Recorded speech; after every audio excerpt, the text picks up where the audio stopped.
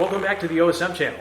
Big job I have planned for today. I have a dead ash tree over on the hill I'd like to take down. It's fairly large, maybe 20 to 22 inches in diameter. I believe that wood's going to be dry enough to burn, which is ideal. So I'd like to drop that tree, cut it into rounds, split it up into firewood, store that firewood in a separate stack, and if possible, I'd like to burn that wood first. I have enough firewood stored right now for probably the next year and a half, 2 years, probably closer to 2 years, which is ideal. You want to be 2 years ahead. But let me tell you, it takes so much energy to get those stacks looking as clean and neat as I get them to look. So if we can burn some standing deadwood first before reaching into the reserves, I'd much prefer to do that.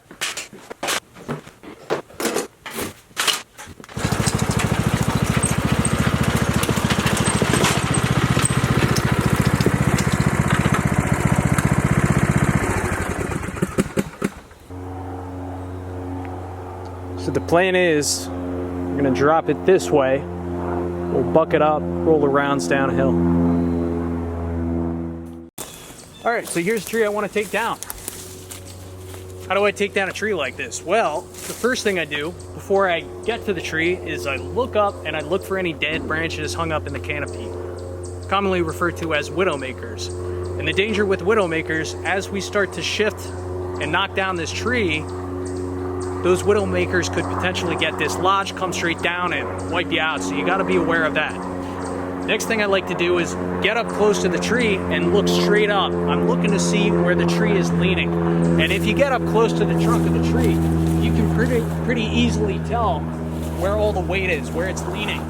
You also wanna take into consideration where the main branches are, because those also come into play as to where the tree is leaning towards. Now, looking underneath this tree, most of the weight is pushing this tree that way. However, I want to fall it straight downhill. Another thing that we need to take into consideration here is this tree is a dead ash tree. It's dry, it's been dead for quite some time, and I know these ash trees, if not handled properly, have a tendency to barber chair. So I'm thinking the safest thing to do here, we'll make our notch cut, direct it downhill. I'll do a plunge cut, leave about 2 inches of holding wood, nail some wedges in our bore cut. I'll cut the back strap, nail those wedges in, and this tree should fall in the intended direction.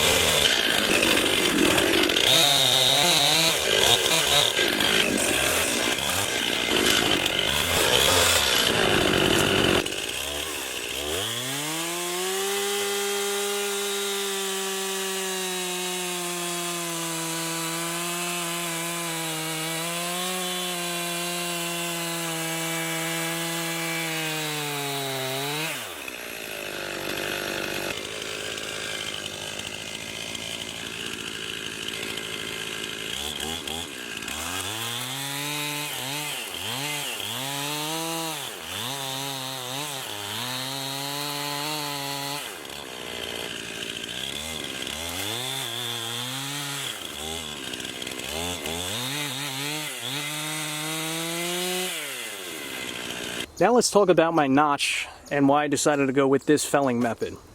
So the first thing I did was I cut my directional wedge. Now on that chainsaw there's a black line, and that black line is at a perpendicular angle to the bar, a 90-degree angle, and that is your sight line. So when you pick what direction you want your tree to fall in, you go based off of that sight line and how the bar sits in this notch. Of course we're felling it the other way, but I started off with this cut. This is more common in the East Coast, this style, or guys that are just cutting trees down for firewood. In the West Coast, and guys that fell trees for lumber, typically they do this notch from the bottom. They go in and then they do their bottom, because then you preserve the diameter of the wood. So when it goes to the sawmill, you're not missing this chunk right here. You get the most out of the wood. But it's easier to go from the top down, East Coast things. But the next thing I had to consider was, did I want to go with the traditional back cut, where we just go from the back and work our way towards this hinge wood here? Or did I want to go with a bore cut? Now, this is a dry, dead ash tree, and I know these trees have a tendency to barber chair. What is a barber chair? Well, barber chair happens.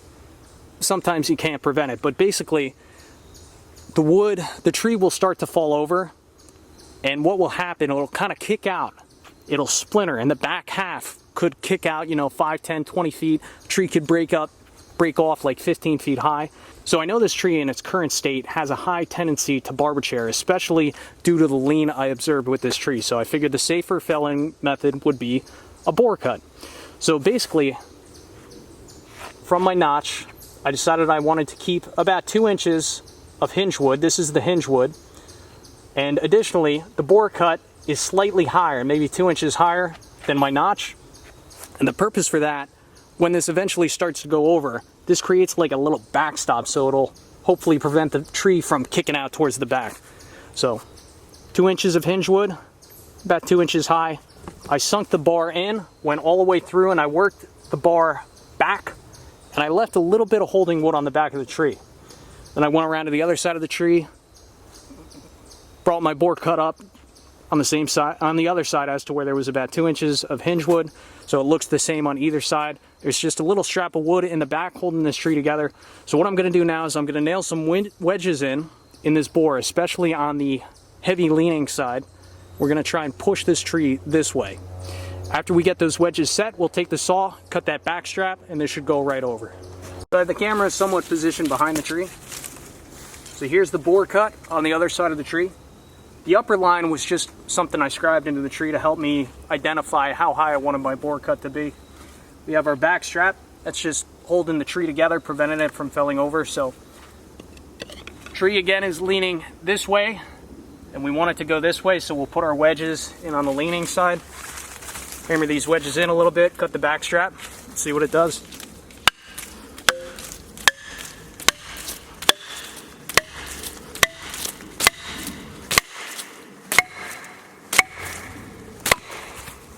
There goes one wedge. That's what you get from buying from Amazon, I guess. Thought I was a decent shot there. Anyway.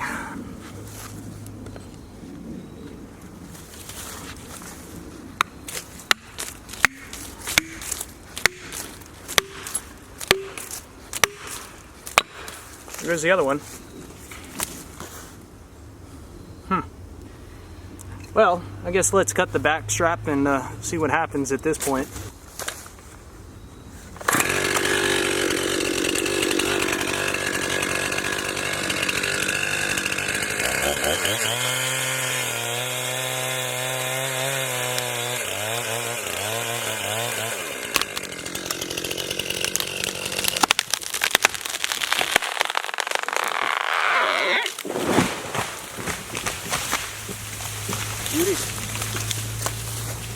Right where I wanted it. Perfect drop, just about no collateral damage. Little broken limb on that maple. We'll be fine now. But take a look at the stem of this tree. See that split? Yeah, if I was to do a traditional back cut with the lean of this tree, it definitely would have barber chaired. See how long this piece is? So probably left a little too much holding wood there, but I call that a win. Now it's time to cut this log into rounds, and for that, this is the tool I like to use. This is the Mingo Firewood Maker. Basically, there's a metering wheel, inverted paint can, and this automatically marks the log at 16-inch increments. I can mark out this entire log in probably 20 seconds, just the amount of time it takes me to walk down the log. I made a short about this in the past. A lot of people hated on that video. They said, oh, that's ridiculous. Why are you going to spend $30 on that? Just use a tape measure, just eyeball it. Well, tape measure take you probably 3 times as long, so if you're doing enough, it makes sense. Additionally, I like my pieces at 16 inches. It allows me to pack the most amount of wood in my fireplace, therefore I get the longest burn times. If I do it by eye, I'll get it close, but there will be 1, 2, 3 inch inaccuracies, so I like to have my pieces precisely at 16 inches.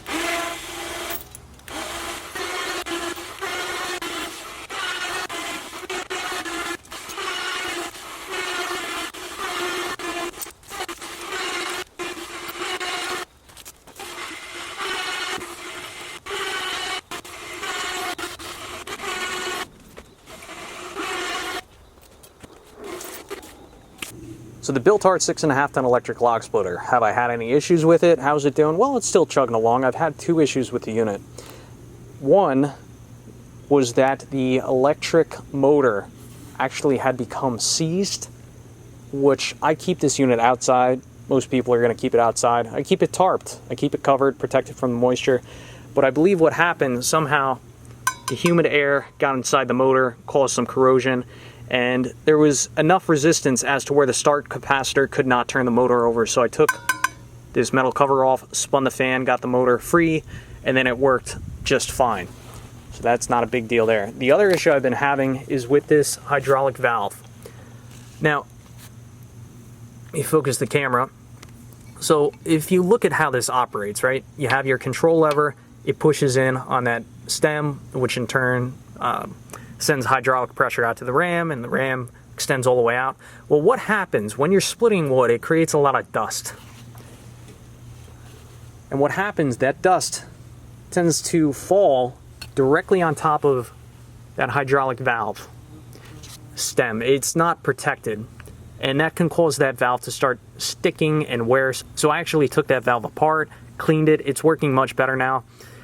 But sometimes it still gets stuck inside, and what I do to get that unstuck is I just push the handle down real quick and then the valve stem pops back out. But something I've done to try to improve the design of the splitter and to prevent that from happening is just add a bead of silicone in between the table and the ram, and it's been doing okay.